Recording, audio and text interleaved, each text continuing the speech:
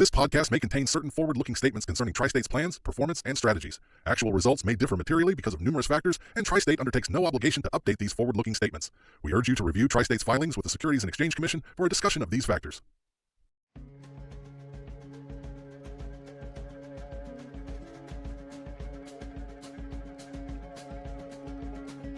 The whole thing with RTOs is there's network effects. The bigger it is and the more participants, the greater the benefits get. And it's not just linear, it grows geometrically as you add more participants. We want to see this get as big as possible. Thank you for joining us for Western Watts. I'm Elizabeth Schilling. I'm Julia Eshleman.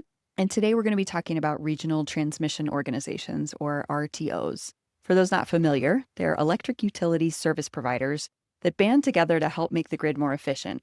For example, Southwest Power Pool is an RTO in 14 central U.S. states with over 100 members and growing. On April 1st, Tri-State is making the move to join the Southwest Power Pool RTO Western expansion.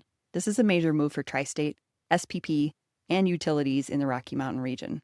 Tri-State and our members will benefit from greater efficiency and lower cost energy, while SPP will expand into the Western grid. We're currently members of SPP on the Eastern Interconnection, but on April 1st, large portions of our Colorado and Wyoming service area will join SPP in the Western Interconnection. Here with us, we have Duane Highley, Tri-State CEO, to dive deeper into what this means for us going forward. Duane, thanks for joining us. Glad to be here. We're going to talk about RTOs today. Just start with, can we define what RTO stands for? Yeah, so an RTO is a regional transmission organization. Sometimes they're also called ISOs, which is Independent System Operator. In the case of California, the RTO is called an ISO, California ISO, California Independent System Operator. It takes what would have been individual people doing their own thing and coordinates it across a broader area, multiple utilities. But it also brings together a power market, so you no longer have to do bilateral transactions, which is literally me calling you and saying, do you have surplus this next hour? What's your price? Well, I got surplus at this price. Maybe we should do a deal, or maybe I should back down my generator and you'll increase yours. That's a pretty cumbersome way to optimize. If I have to call all my neighbors on the telephone and literally say, how do I transfer power? Instead, I could bid it in and everybody would have full price transparency, and a centralized entity could say, here's the most efficient way and the most cost-effective way to meet the load. Also the most reliable way. All that's taken into account to find a complete optimum answer for everybody. Just for listeners to give them an idea, North America is chunked out in these big RTO groups. And I think there are about 7 or so big RTOs. ISO New England, which is New England states, as you might guess. PJM, which stands for Pennsylvania, New Jersey, Maryland. MISO, which is a bunch of central states like Illinois, north and south. SPP, which is about 14 states, north and south, again, like Missouri, Arkansas, Iowa, etc. And now moving west. And then California, Independent System Operator all the way out in California, and a little bit of Nevada. Well, there's not really any RTO presence in that gap of the big part of the West between. And Missouri itself has a little bit of a gap that yet to be filled. And then some parts of the southeastern United States are still not an RTO. Do the RTOs play nice together? Oh, that's a great question. The answer is mostly yes. They did work out what we call seams agreements to work out. What are the rules going to be for moving power across the seam? It's in everybody's interest for that to work efficiently, and in most places it does. There can be issues around the seams. I'll say, by and large, the fears of seams are grossly exaggerated, and there's really not the kind of problems that people talk about. There's already seams all over the place. We've got bigger problems right now with having multiple balancing areas where we can't move power across broad regions, where you got 2 professional players that are going to work together to figure out what those rules need to be, and everybody gets a voice. That doesn't seem to me like a big problem that you should be avoiding. Why should somebody who just wants their lights to stay on care about what an RTO is? Why should you care? Of course, our objective is always that you wouldn't know anything about what's going on behind the switch. People do take it for granted, but I'm glad they do, because that means we're doing our job. While an RTO might seem like something you really don't need to know about or want to know about, the reason is it makes things better. It makes things more reliable and more affordable. That's the big picture. And it does that by bringing together a broader area, more utilities under one umbrella, and better coordinating energy, better coordinating transmission planning. It's a good thing, and I hope people see it as that. Can you dumb it down even more? Like, you have a bunch of utilities, they don't all talk to each other, and this helps them talk to each other. Yeah, I mean, it's more like what air traffic controllers do for the air traffic system. A lot of independent people who own airplanes, they all want to get places, they want to do it without bumping into each other. If there weren't air traffic controllers, it would be pretty hard to coordinate all that. In the beginning, there weren't, right? It used to just be people with airplanes, and then they got more and more sophisticated over time of how they coordinate. So in a similar way, The grid has grown up from individual cities, each having their own power supply, not even being interconnected to one another. And then throughout the 40s and 50s, we started interconnecting North America. In the 60s, those interconnections became pretty broad and regional, and issues started occurring. The great New York blackout in the 60s. And because things weren't well coordinated, that was really the impetus to increase the pace of improvement for RTOs. So it's been a long time coming. It has been, and it just keeps getting better in terms of the overall coordination and benefit of it. So Tri-State isn't doing something novel by wanting to join an RTO. No, in fact, we're kind of the laggards, to be real honest, in the United States. There's the Eastern Grid, east of Kansas-Colorado border, if you want to think of it that way. And there's the Western Grid, which is everything west. But then there's Texas, which is independent. But I worked most of my career in the Eastern Grid, and everything was really tightly coordinated over there. There were RTOs in existence broadly across that entire region, multiple RTOs that had been in existence for decades. And you come into the West, and when I came in 2019 even, other than California, we still didn't have really a very well-functioning RTO. But here we are with the opportunity to bring SPP west, which is going to be a good thing. Do we want to back up a little bit and just say, okay, RTO, cool. I understand coordinating everything, but what are the actual hard, tangible benefits of an RTO? I think it was $230 million a year that the Colorado PUC estimated would be benefits to utilities as a result of having an RTO, just the limited RTO that we're talking about right now, not to mention if it expands across the West. The benefits come in the form of cheaper energy because you're able to get to lower cost energy supplies from other power plants across the region that you might not have been able to call on the phone and just say, next hour, do you have energy? And, They were doing on that. hold and you couldn't get through. Yeah, and it's also every 5 minutes instead of every hour. So you're further optimizing. So first of all, cheaper energy. Second of all, you don't get to play in the RTO and not cover your resources with reserves. Currently, people in the West that are doing that, they're buying and selling energy, but they're not covering that with any reserve capacity, and that is just not right. If you get into an RTO, you're actually going to have to comply with the resource adequacy construct, which makes it more reliable for everybody, which means fewer outages, and outages cost money and cost lives sometimes. So there's the reliability aspect.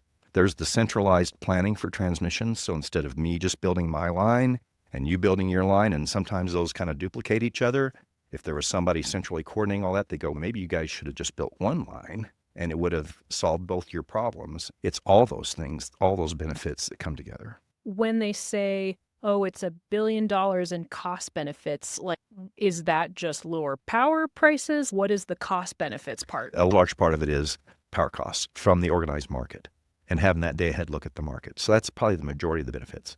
Then there's a big block of benefits from not duplicating transmission. So I'm going to build a single planned line instead of multiple utilities building their own line. Then there's the benefits they assess from the fact that there's greater reliability and the lights don't go out. And there's a cost to having the lights go out for people when they can't run their business or what have you. Which I didn't realize. I was reading something that was saying power outages cost America like $150 billion a year or something insane like that. I didn't realize that it cost money. I didn't realize that there was an associated cost to like outages. Oh, it's horrible. In that way. In my mind, it's a big deal to hand over the keys. What are the guardrails to make sure that's okay? You know, one of the great things about an RTO is it's nonprofit. One of the great things about Southwest Power Pool as an RTO is that even to a greater extent than other RTOs, it has member input. In fact, like Tri-State, people sometimes say we're painfully collaborative. Well, in SPP, every utility has a voice and every state regulatory commission has a voice. So you can imagine going to an SPP board meeting there, you might have 200 people in the room for a board meeting and multiple committees so that everything has exhaustive customer member input on a nonprofit basis. It's all very open and transparent. It's not just SPP saying, we're going to build this and you're going to pay for it. But they're like, we're going to build this. We think this is how you should pay for it. But then the states get to say, actually, we think it should work differently, which is unique for SPP, and they can have input into how that gets paid for. Geographically speaking, we had two options because we're kind of just splitting the country in half with which RTO makes the most sense to join. There was California, CalISO, and there's also SPP. We must have picked SPP for a reason. Yep. What goals did they have that align with Tri-State's goals? First is the governance. While they both operate power markets, they both do centralized transmission planning, they both offer a resource adequacy construct. In the case of California, up until now, has been people appointed by the governor of the state of California. You would have been depending on the judgment of somebody who's got California interest first. Now, they have made a change. to allow independent directors for the parts of the RTO that go outside of California. It is an improvement. However, they still don't have this construct of what we call the Regional State Committee, which is part of SPP, which is where each state regulatory commission has a seat at the table and gets to determine cost allocation. That doesn't happen even under the new proposal with CalISO. So SPP is going to give Tri-State a more holistic and a more democratic process going forward, which is great because our footprint is so diverse. Yes, and there's another significant benefit for Tri-State, which is just geographic proximity. And the load that we have on the Eastern Interconnect is currently served and coordinated through Southwest Power Pool's RTO now. We're a member already. We're familiar with them. But also, as they expand west, and we have all of our load on both sides, or a greater proportion anyway, served under that model, it's better for us. The whole thing with RTOs is there's network effects. The bigger it is and the more participants, the greater the benefits get. And it's not just linear, it grows geometrically as you add more participants. We want to see this get as big as possible. In the case of SPP, this is a trade-off. We're working now for regional benefits, not just for my best benefits, but for the best benefits for the entire region, multiple states that are served here. It means fewer outages. Storm Uri itself would not have occurred had there been another 1,000 megawatts of transfer capability across the two grids. That was a study that was done post-Storm Uri. So those rolling blackouts would not have been necessary. That's wild. You join a G&T because you want that long-term risk aversion. It may not always be the lowest cost every year, but over the long term it is because you've got your resources covered. You're in an ownership position. That's the benefits of a G&T. The benefits of an RTO is you're going to have somebody coordinating these things over the long term, looking out far in advance and making sure that the resources are covered and making sure that there's adequate transmission to take away any congestion. And where there is congestion, finding the most optimal dispatch to get around it. So that where's that next increment of power need to come from? And it's a way for co-ops to get the benefits of the economics of scale without having to build all those resources. I was reading something earlier. It was the National Transmission Needs Study says apparently we're going to need a 57% increase in transmission by 2030. Yeah, so that'd be a desire. I guess step one is making the assets that are already built more efficient, Exactly. And by coordinating dispatch across a broader region, you do make those assets more efficient. Also, if you talk about building lots of transmission at scale, how do we do this in a smart way? We do it in a smart way by making sure we're coordinating across many states at once and looking at the whole region. That's where you get the regional transmission construct beneficial. Is the board excited to join in the RTO? The board is excited and at the same time nervous because we're not in it yet, and they have this concern about what will be the unintended consequence. Everything you do that's a change probably brings benefits and sometimes brings disadvantages. We have a lot of confidence on the part of staff that the advantages outweigh the disadvantages, but I'll just say, for example, when you join an RTO, the RTO will build transmission, and that means the cost of transmission will go up. And that's fearful for some people. They say, oh my gosh, if you get into our RTO, your transmission costs are going to go up. And that is an absolute certainty because what do? They study the grid and say there needs to be more lines here or there, and they would be an advantage if you built them from both a reliability and a cost perspective. After exhaustive review and lots of public input, they decide on what to build. So people say, ooh, I don't like paying for that. And yet, if you think about it, that transmission is actually helping make costs lower and making things more reliable. Transmission is one of the very best investments out there. It's a low-risk, guaranteed regulatory rate of return. If you can just get the line built and in the air, you're going to earn return on that for decades, 50, 60 years into the future. So SPP is planning further into the future for the transmission side and if we need to upgrade. But then when we look at the energy side, how are they dispatching energy? Right now today, Tri-State, all of our load is in a market of some kind, but it's an imbalance market. So it's an instantaneous market just designed to optimize what you've currently got online for your plant. So if you've got an expensive plant on, but your neighbor has a cheaper plant on, in real time, it'll say, don't even start a power plant you don't need. If you've already started it, now we'll try to optimize. That's what's currently happening in the real-time markets. But under the SPP day-ahead market, what will happen is in the morning, everybody that owns generating resources will bid them to the market. We'll say, here, we expect this amount of wind to come in tomorrow. We expect to have gas generation available at this price at these different locations. We expect to have coal generation in at this price at these locations. We give all that information to SPP, all of us, and that all goes into their computer along with the load projections for the coming day, where all that load is located, delivery point by delivery point, every single transformer out there at the wholesale level. is modeled. And then their computer says, okay, tomorrow the best plan would be this. And you get to run your power plant, but you don't get to run your power plant. And that saves hundreds of millions of dollars across the footprint. Markets largely depend to the degree to which you can predict your own future in terms of what your loads might be and for your intermittent resources, how they might perform. Now, I'll say this, wind forecasts have gotten really good to the point where we will make money on wind bidding it into the market. We will have enough clarity on when it's available. And the more accurate we are, the better we'll do at optimizing that revenue. It's a good thing. That's where the cost efficiencies are coming in. We already talked about transmission. You're not building duplicative transmission, which is just insanely expensive. You're not generating too much because the cost to even turn something on is expensive for the thermal units. Right. You're not also generating too little, which means you have to go out and purchase more. It's like a Goldilocks thing. Yes. Yeah, very much. My porch is too hot, too cold. No, it's just right. Oh, I broke the chair. Crap. Whoops. Get out of the house. That's the Goldilocks story. The part that we like is the not too hot, not too cold. They'll start figuring out how that all works in terms of how does that SPP market engine tending to solve, and they'll find opportunities to even make that better. Is that how an RTO kind of drives down costs in general? If everybody is paying a little bit less for power, it's just balancing everybody out? Yes. There's the short term, which is don't run a plant that shouldn't have been running today, or don't run it as hard as you'd planned to because you don't need it. Your neighbor's got surplus. Why are you running yours? Yours is expensive. That's an initial immediate savings. And the longer term savings is it'd be great if you could get more Laramie River power delivered into New Mexico, but there's not enough transmission. And maybe Laramie isn't even able to stay fully loaded all year long because there's not any place for its power to go in some months of the year. And yet it's a low-cost resource. There's enormous bottlenecks in the West today. Much worse in general, I'd say, than the Eastern grid. Again, because we haven't had that presence of an overall coordinating body looking at it. There is a severe inability to move power. Part of it's just geographic reality. We've got mountains and problems like that. But also having somebody say, if you do this, it may not save you money next year, and so maybe you don't have a lot of incentive to do it. But over the next 60 years, it's going to save $1 billion.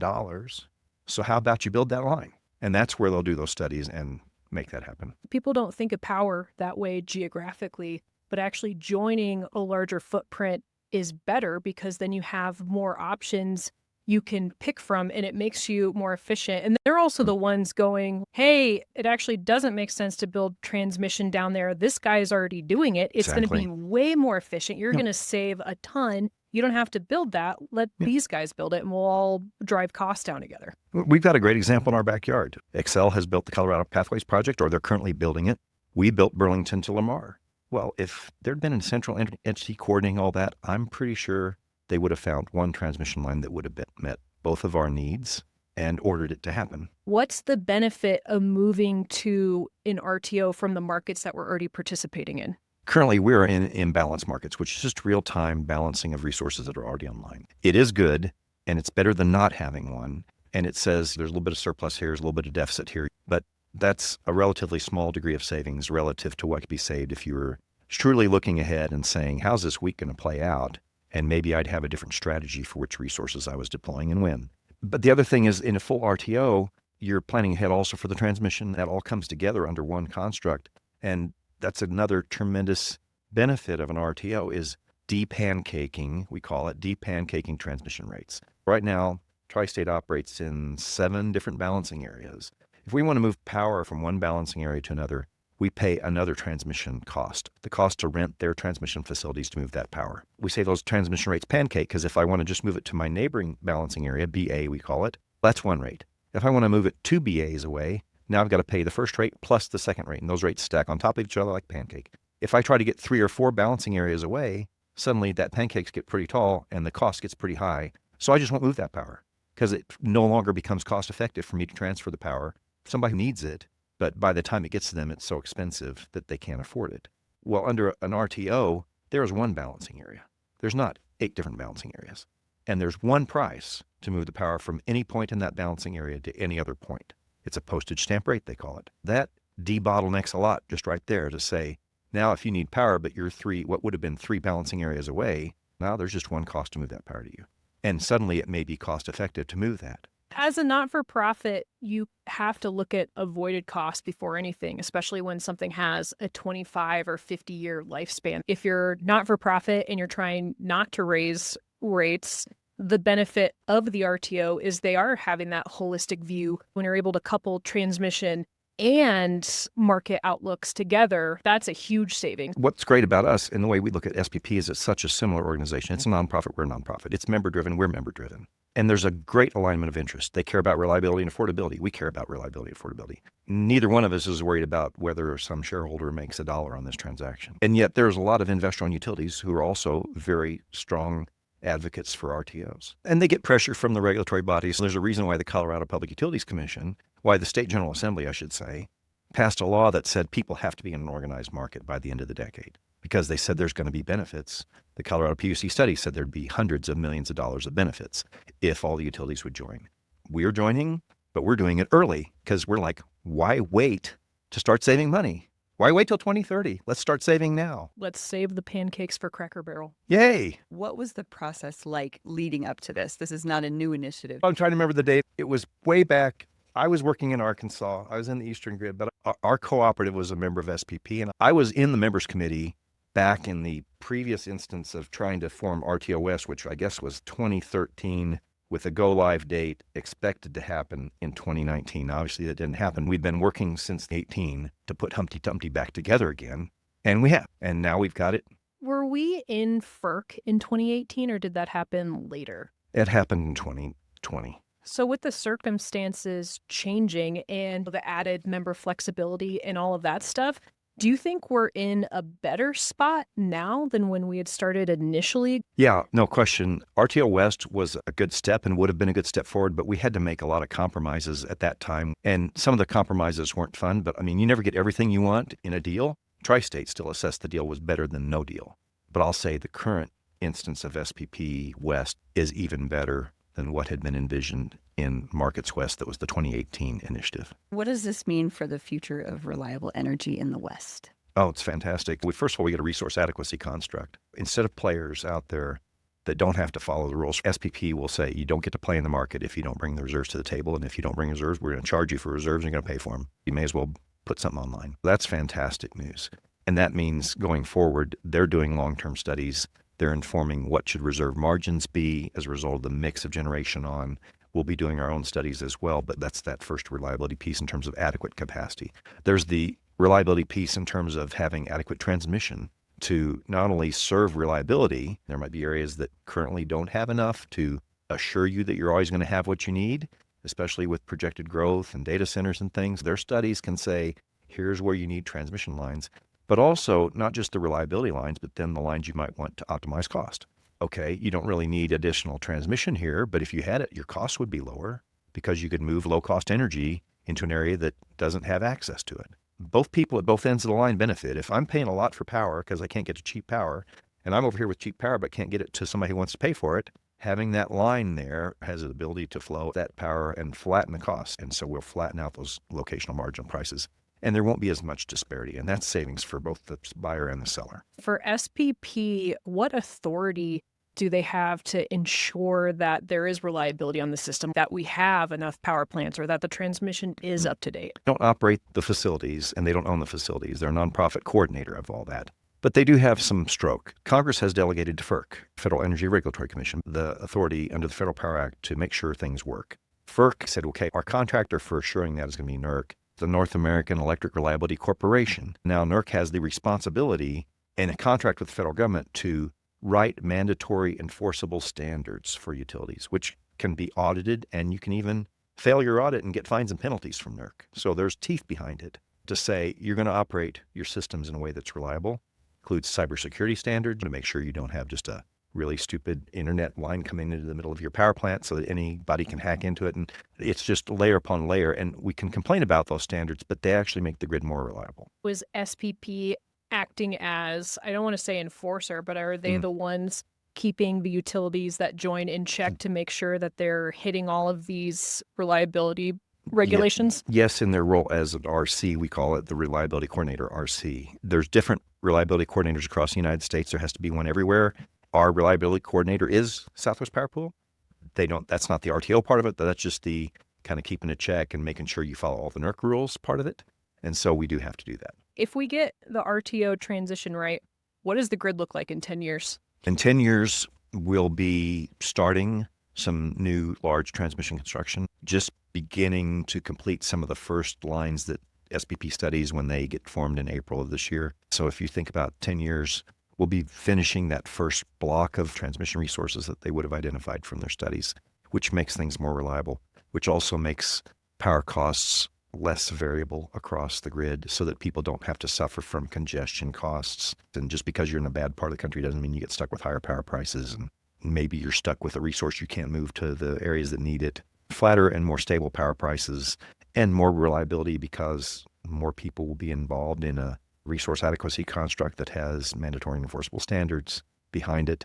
And hopefully we'll see a lot more participants in SPP. We see this as a beachhead to bring in SPP West. We know there'll be other utilities joining. SPP also has a number of utilities all the way out to the Pacific Ocean currently that are engaged in what they call Markets Plus, which is an RTO light. It doesn't have all the bells and whistles on an RTO, but it's an easy point of entry. You still get the market benefits. And we believe that those people, once they participate in SPP Markets Plus for a number of years, will start seeing the broader benefits of being part of an entire RTO. We're excited about that because a large number of utility participants that could start shading in the map more for SPP and moving more towards California and certainly moving all the way out to the West Coast. Thank you, Duane, for joining us today. This was a lot of good information. I think we got some exciting milestones we're about to hit, so appreciate your time. Yeah, thank you for so much. Thanks for tuning in to Western Watts. You can find us on Spotify, Apple Podcast, YouTube, or on our website at tristate.coop/WWPod. We'll catch you next time.